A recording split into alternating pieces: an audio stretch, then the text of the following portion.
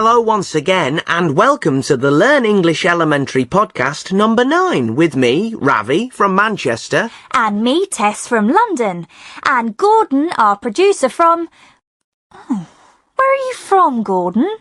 Me? I'm from Keswick in the Lake District, you know.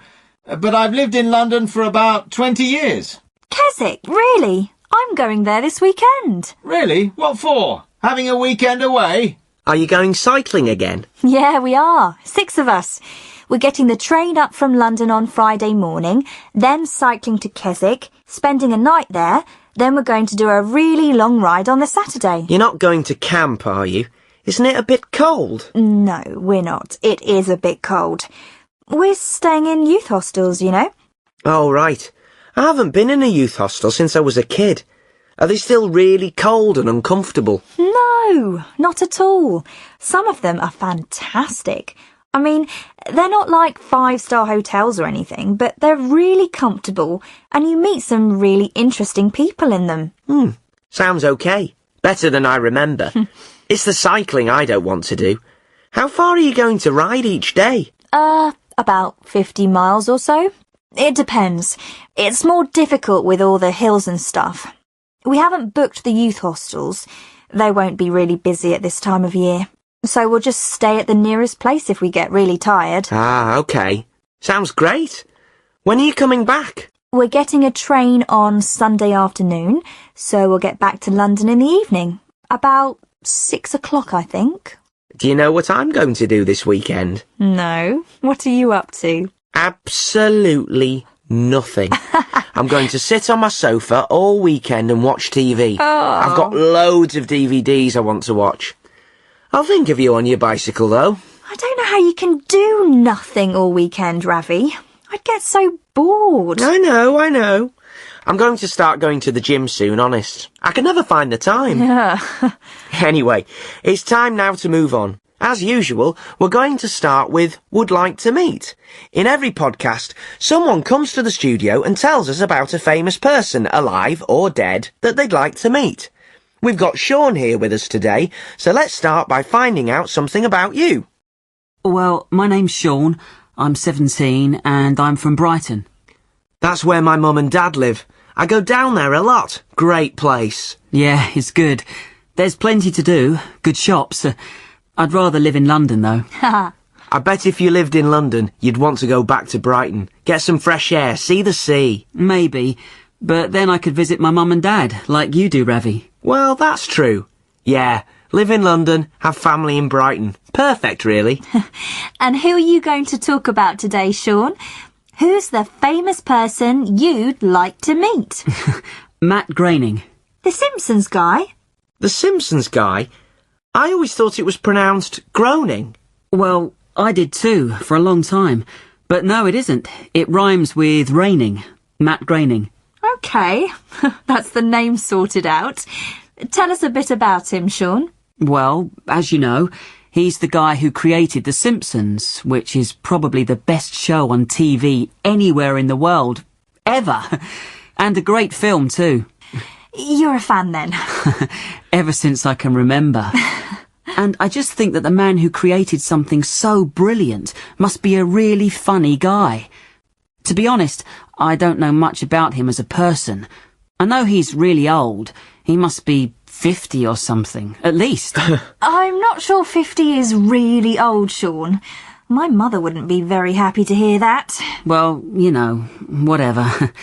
He's older than my dad anyway. That's why I'd like to meet him. He must be really funny and really smart, but he's old.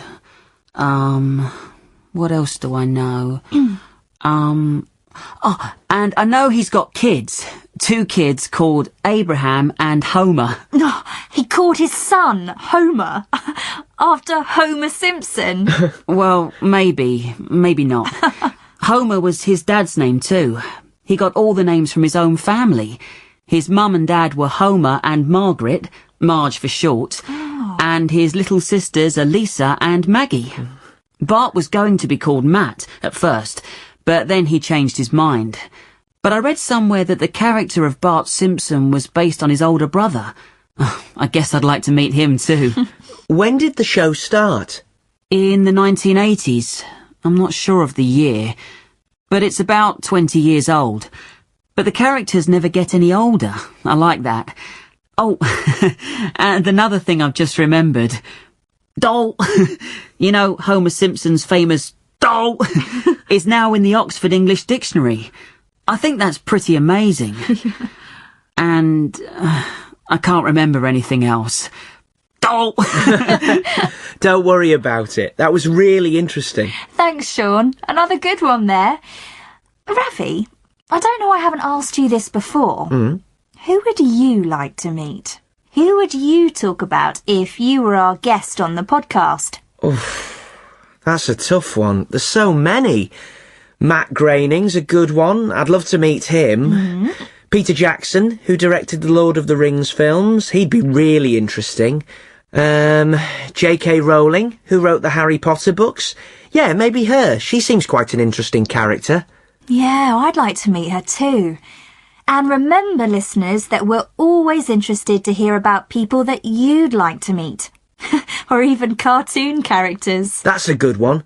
Which cartoon character would you like to meet and why? Brilliant idea. So, send your thoughts to us at learnenglishpodcast@britishcouncil.org. That's Learn English Podcast, all one word, at britishcouncil, all one word, .org. That's O-R-G. Right. Shall we meet the players for our quiz today then? We have a little quiz now with two of our listeners. And this time we've got Ethan. Hi, Ethan. Hi, Ravi. And Abby. Hello, Abby. Hi, Ravi. Let's start with you, Abby. Where are you calling from? From Margate. Ah, at the seaside. Is it sunny down there today? It is. It's lovely and warm today. And what do you do, Abby? I've just left school. I don't know what I'm going to do now. Well, good luck with what you decide to do, and good luck with today's quiz. Now, Ethan. Hi, Ravi. Where are you from, Ethan? South London. OK. Well, I know that it's sunny here in London too. What do you do, Ethan? Nothing at the moment, Ravi. I finished school last year and I'm going to university in a couple of months' time. I've had a gap year and done some travelling. Ah, fantastic. Where have you been? I went to South America for 4 months. Brilliant. Did you have a good time? Unbelievable. It was so cool. Right. Today's quiz is another 10-second quiz, OK? I'm going to give you a topic and you've got 10 seconds to think of as many things as you can. So, let's say I say things that you play. You have to think of as many things as you can. You might say football, the piano, volleyball, you know, all things that you play. The winner is the person who gets the most in 10 seconds, OK? Okay. OK then. You've got 10 seconds to write down things that you make. I'll give you one to start with. Make the bed. Go on then. 10 seconds, things that you make. Go.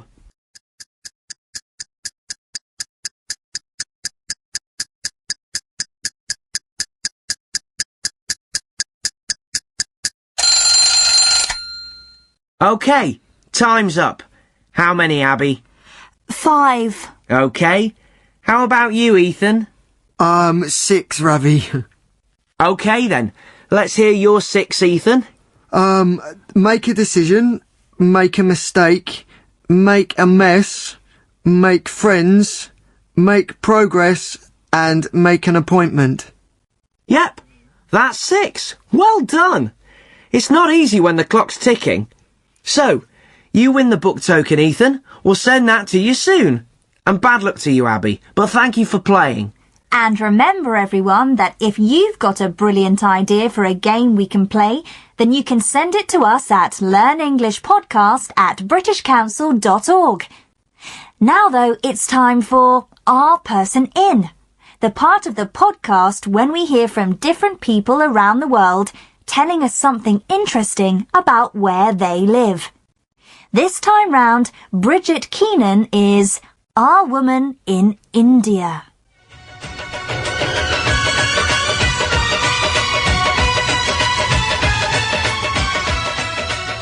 India is a nation of cinema lovers. Almost 40 million people go to the cinema each month, and India produces almost twice as many films each year as the USA. The Indian film industry is known as Bollywood, and you never feel like you are far from its influence. In cities, giant hand-painted images of Bollywood stars look down at the passing traffic, and in parts of India, film stars have used their popularity to start careers as politicians. Bollywood films are quite different to Hollywood films. Although the plots can be similar, the Indian films feature a lot more singing and dancing. There are usually 6 songs and at least 2 huge dance scenes. In fact, the stories are often very predictable and always have a happy ending. But that doesn't stop people going to see them. And going to see films is a special experience too, much noisier and livelier than British cinemas. The crowd will cheer on the hero through all the action scenes, whistle through the songs, and offer advice and support throughout the film. The audience can be as much fun as the film. That audience seems to be almost everyone in India, from the very old to the very young. In the countryside, there are touring cinemas, a lorry travelling with all the equipment to make a temporary cinema in a village for one night before moving on to the next place. It's a love of cinema shared by the whole huge country, unlike anywhere else in the world.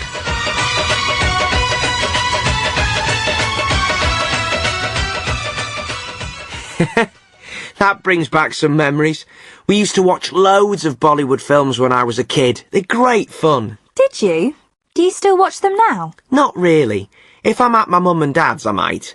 My mum still watches them quite a lot. I've never seen a Bollywood film. They sound very different. I'll lend you a DVD. I'll give you the address again if you'd like to tell us something about going to the cinema in your country. It's learnenglishpodcast@britishcouncil.org. And that takes us into Your Turn, the part of the show where we ask you what you think. I told you earlier that I'm going away for the weekend cycling. That's a perfect holiday for me. And that's what we asked people for Your Turn. What's your perfect holiday? Let's hear what they said. Oh, what a lovely idea. I love holidays. The beach for me. Sitting in the sun with a cold drink, doing absolutely nothing. That would be perfect. Ugh, my next holiday seems ages away. I just get really bored sitting on a beach all day, with all that sand getting everywhere. I'd rather be in the countryside, or just somewhere where there aren't any crowds. And the beach is always so crowded. What I really like about a holiday is when I don't have any plan, you know? I like travelling about, and if I like somewhere, I stay there for a few days. And if I don't, I just get on a train and go somewhere different. That's what I really like. When I don't have to worry about timetables and all that stuff. I would really love to go on a cruise, you know. A holiday on a boat where you travel to different cities. My aunt and uncle went on one last year and said it was great. Everything's planned for you, so you don't have to worry about anything at all. Lovely. Well, my perfect holiday would be a trip to China. I've always wanted to go there. It just seems so fascinating, so different, you know. And there'd be so much to see. I'd love to tour the whole country, but I guess that would take years. Ravi, your perfect holiday? I really want to go to Australia. A couple of my friends went there last year and said it was brilliant. Yeah, I really like the sound of Australia too. Let us know what your perfect holiday would be. You can send it to us at learnenglishpodcast@britishcouncil.org. Now let's join Carolina again. Carolina is a student from Venezuela who's come to Britain to live, study and have fun. She's really settled in Newcastle. Last time we listened, she was in the pub with her friends from the Conservation Society. This time, Carolina is preparing a special meal for her friends. Hi, how's it going? Everything under control? Oh, I'm beginning to panic a bit. The rice and beans are done. They're cooking now. That's for Jamie. He's vegetarian. I need to grill the meat, and I need to make the guasacaca. Oh dear, and I wanted to have a shower. I'm so hot. What time are they coming? I told them 8 o'clock. I hope they're late. Don't panic. You've got plenty of time. What can I do to help? What's whatever it was? Guasacaca. It's like a salad sort of thing with avocados and herbs. It goes with the meat. Well, why don't you tell me what to do and I'll make it while you have a shower? Oh, okay, thanks. You're an angel.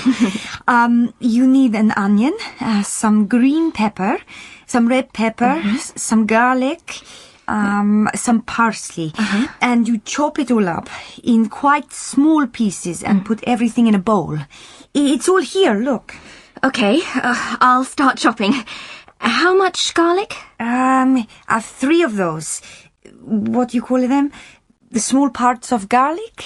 Cloves? You mean cloves? 3 of these? Yes, that's right. Then what? Then you put it in a bowl with olive oil, vinegar, a little sugar and some chili powder. Oh, and some salt. And what about the avocado? Oh, you add that at the end. There are 2 avocados in the fridge. You mash one, with a fork so it's like a paste, and the other one you just chop so it's in pieces. I think I can manage that. And then I add the avocados to the stuff in the bowl. Yes, and put it in the fridge. Right, no problem. You go and make yourself look beautiful. Hi. Here we are. Oh, hi Henry. Hi, Emily. Hi, did you find it okay? Yeah, it was easy. We've brought a bottle of wine. It's white. It probably needs to go in the fridge. And we brought these 2 for you. Oh, that's very kind of you. I love chocolate. Thanks. Can we put our coats somewhere? Oh, you can put them in my room. Here, I'll take them. Well, sit down. Make yourselves at home. Thanks. It's a nice place you've got here. Great kitchen, really big. Thanks. Yes, we're very lucky. Now, what would you all like to drink? We've got wine. So here it is. Just help yourselves. It looks delicious. Oh, I hope so. This is good. What's in it? Rice and black beans, and onion and pepper, and some spices. Delicious. Is this a traditional Venezuelan dinner then? Well, in Venezuela we usually eat a big meal for lunch and have a smaller meal in the evening. But yes, it's a traditional meal, nearly. We should have fried, I don't know the word. They're like bananas, big, hard bananas. Plantains? They look like bananas. Yes, maybe plantains. Anyway, I couldn't find any, but everything else is traditional. Hey, we forgot the music. Oh, no. Henry, do you want to come and choose something? I'll show you where the CDs are. Sure. My room's just through here on the right. Oh, wow, it's massive, much faster than ours. I know, I'm really lucky. Well, here we are then. Just the 2 of us. Yes. What? Oh, nothing, Ravi. I really want to know what's going to happen next. To Carolina? And Jamie. Never mind. Right, it's time for Gordon. Are you ready there, Gordon? Ready? For new listeners, Gordon tells us a joke every week. If you like bad jokes, you'll love Gordon. Thanks, Tess. Right, I've got a parrot for you this week. Another parrot? Yes, a parrot and a magician.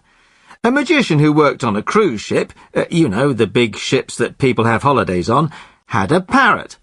But the parrot had seen the magicians act hundreds of times and knew all the tricks. So, whenever the magician did his act, the parrot just sat there looking really bored because he'd worked out how the magician made things disappear. Anyway, one night, during the magician's show, the ship hit an iceberg and sank. Oh. The only survivors were the magician and the parrot. The magician managed to climb into a lifeboat and immediately fell into a deep, deep sleep. A little bit after that, the parrot came and sat on the edge of the lifeboat and stared at the magician. The magician slept for 3 days, and the parrot didn't take his eyes off him. It just stared and stared and stared. Finally, the magician opened his eyes, and the first thing he saw was the parrot watching him like a parrot. Another hour went past, and the parrot didn't take his eyes off the magician. Then the parrot opened its beak and squawked, "All right, I give up.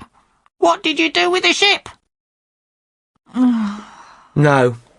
That's terrible, Gordon. I still prefer the jokes about dogs. Actually, maybe some of our listeners could send you some new jokes. The address for jokes, or anything else you want to send to us, is learnenglishpodcast@britishcouncil.org. We have to go now, but in a moment you can listen to Tom, our English teacher, who'll be talking about some of the language you heard in this podcast and things to help you learn. So, stick around to listen to Tom, but we'll say goodbye for now. Bye!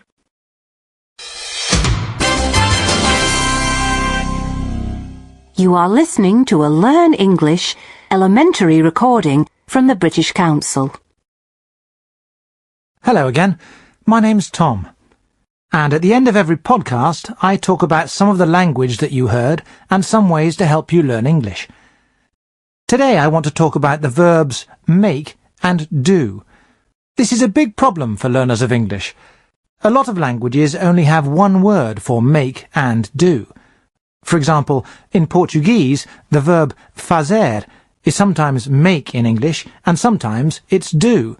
So it can be very difficult for Portuguese learners to know when to use make and when to use do. So, what's the difference between them? Well, it isn't an easy question to answer. Most of the time, there isn't really any difference in meaning at all. It's just that in some phrases we use make, and in other phrases we use do. Some grammar books tell you that we use make when we are creating something that we can touch. This is sometimes true. Listen to Carolina talking about the guasacaca. Which verb does she use? I need to grill the meat, and I need to make the guasacaca. Oh dear, and I wanted to have a shower. I'm so hot. She says, I need to make the guasacaca. We often use make when we're talking about food, dishes that we've created from other things. We don't make meat. That comes from an animal already made. We just cook it. Now listen to Emily offering to help with the guasacaca. Well, why don't you tell me what to do and I'll make it while you have a shower? Emily uses make too. She's going to make the guasacaca for Carolina. So try to remember this use of make with food. You can say to your friend, this soup is delicious. You must tell me how to make it. Or, this cake is very good. Did you make it yourself? But there are lots of other phrases with make. The quiz in this podcast was about things that you can make. Listen to the last part. OK then, let's hear your 6, Ethan. Make a decision, make a mistake, make a mess, make friends, make progress, and make an appointment. Ethan gives 6 examples of phrases with make. You make the bed when you get up in the morning. You can make an important decision. You can make a mistake. Not do. We don't say do a mistake. You can make a mess, if you drop things all over the floor, for example. You can make friends, just like Carolina has in Newcastle. And you can make an appointment to see the doctor or the dentist. We always use make in these phrases. There's no reason for using make. It isn't because of the meaning of the phrases, it's just what we say. It's a good idea to keep a page in your notebook for phrases with make and do, and try to learn them. Start with the ones from this podcast, and then add to them when you find more. Here are 2 phrases with do that you can add too. We say, do your homework. Do, not make. Say, I'm sorry, I didn't do the homework to your teacher. And we also say, do an exam, or do a test, never make. OK, now for something different. I noticed a phrase in this podcast that might be useful for you to understand. Listen to Ravi talking to Ethan in the quiz. What did Ethan do after he left school? What do you do, Ethan? Nothing at the moment, Ravi. I finished school last year and I'm going to university in a couple of months' time. I've had a gap year and done some travelling. Ethan had a gap year after he finished school. It means that he didn't start university immediately after he finished school. He waited for a year. Lots of British students have gap years. Sometimes they work for a few months to get some money, and then they go travelling to see the world. Sometimes they go and do voluntary work for a year. The universities are usually very happy about this. They think it gives the students experience of the real world before they start studying hard again. So now you know what a gap year is, if you hear anyone say it. Now I want you to listen to Carolina again. Carolina speaks very good English, but sometimes there are words that she doesn't know. Listen to what she says when she doesn't know the word. OK, I'll start chopping. How much garlic? 3 of those. What do you call them? The small parts of garlic? Cloves? You mean cloves? 3 of these? Yes, that's right. OK, she asks Emily, what do you call them? But she also tries to describe the thing that she doesn't know. She says, the small parts of garlic. This is very important when you don't know a word. Don't just stop. Try to describe what you want to say. Listen to Carolina again. But yes, it's a traditional meal, nearly. We should have fried, I don't know the word. They're like bananas. Big, hard bananas. Plantains? They look like bananas. Yes, maybe plantains. She doesn't know the word plantains, so she says, they're like bananas, big, hard bananas. And Henry understands what she wants to say.